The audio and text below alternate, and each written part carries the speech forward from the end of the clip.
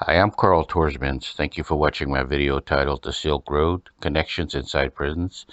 And let me make sure that you are aware that we're not just talking about Arizona prisons here. We're talking about prisons throughout the United States that are either state, private, or federal. So take that in consideration when you watch this video. Okay, thank you.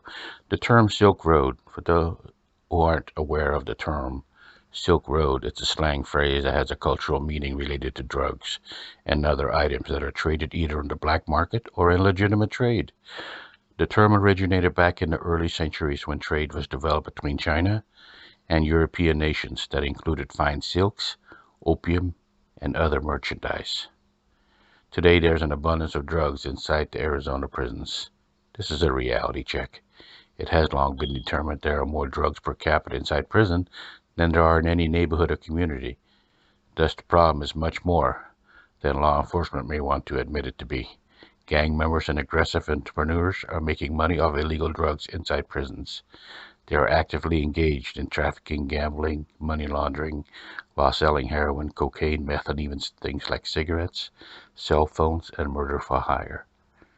Brazen in their appearance, they currently do not fear the wrath of justice, and the long arm of the law, as they have been ignored for many years, allowed them to grow their illicit business to the point that they are now dominating elements of the Arizona prison culture and behavior. Prison culture is thriving. Looking at law enforcement aspect, there have been a single and isolated cases where gang leaders and other influential prisoners have been busted and indicted for charges related to activities on the street. But as far as controlling their behaviors inside prisons, the effectiveness of gathering intelligence and evidence falls way short because of the strategies that permit such an operation to take place today. Basically speaking, this lack of enforcement allowed the Silk Road connection to exist and prosper and gain more control over the prisons daily. Every prison setting has a black market operation. Every race has their own business and contract out services with other races to keep things balanced. It's when one race and one gang decides to grab more territory, more profits, and more business when this balance is upset and violence erupts. The Silk Road is a secret pathway to drug addiction and drug abuse within the walls of penitentiaries. It exists in secret, yet everybody knows about it, and appears to be an acceptable way to run prisons for some administrations, as it does exactly what they want it to do. Silk Road activity leads to more crime and more violence. It's a stimuli for more prisoners for prison beds to allocate to private prisons that have lobbied heavy on the war on drugs to fill their facilities. Based on my experience and my training, drug interdiction is often non-existent or very weak. It allows for a free trade attitude as the contraband is exchanged and all transactions are controlled on and off the prison grounds in secret. It's a most sophisticated and extensive criminal presence inside the penitentiaries today, and not much is being done to stop it. Today, more than ever, there is a dire need for rehabilitative and substance abuse, drug abuse treatment programs to prevent and intervene in the Silk Road banner of supply and demand that curates more addicts inside of our prisons. Ill-advisedly, this aspect of the incarceration budgets have been curtailed for quite some time now. It directly impacts the use of illegal drugs inside prisons. The more the demand, the more the supply. It's simple economics that has thrived well in the last 5 years.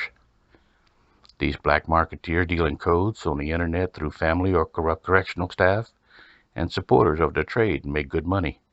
They threaten bodily harm and even death if there's a weak link in their organization and drug users that buy and don't pay for the horrendous interest on debts, as they're severely assaulted and filling up solitary confinement beds for protective custody purposes.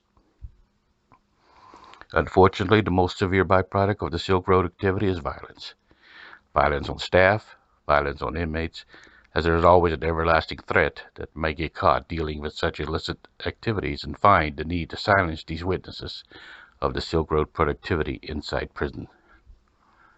There are victims and there are dealers, but most prevalent are the drug and gang enforcers that do the pounding, the kicking, and sometimes killing other inmates because of their dealings with the Silk Road connection, statewide, and suffer the consequences where they can't pay their debt. Arizona prisons are considered to be filled with 75% of violent offenders, according to the director, when he responded to a sexual assault on a teacher in a classroom and a homicide that occurred a couple days ago between two prisoners that were housed in an outdoor enclosure. It can be expressed in such hopeless terms to justify the violence surrounding recent assaults on staff.